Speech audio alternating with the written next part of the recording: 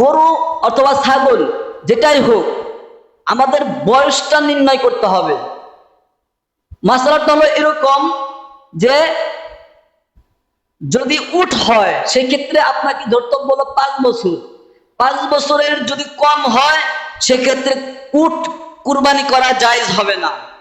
আর গরুর ক্ষেত্রে হলো 2 বছর। 2 বছর পূর্ণ হওয়ার আগে গরু কুরবানি দেওয়া জায়েজ হবে না।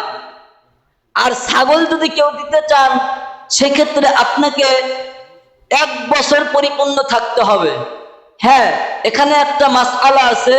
সেই মাসআলাটা হলো এরকম যে যদি কোনো খাসি বা ছাগল এইরকম হয় 6 মাস হয়ে গেছে কিন্তু দেখতে 1 বছর বাচ্চার মতো লাগে, দেখতে 1 বছর ছাগলের মতো লাগে, দেখতে একটু মোটা সোটা এরকম যদি হয়ে থাকে তাহলে সেই ছাগল দিয়ে আপনি কুরবানি করতে পারবেন।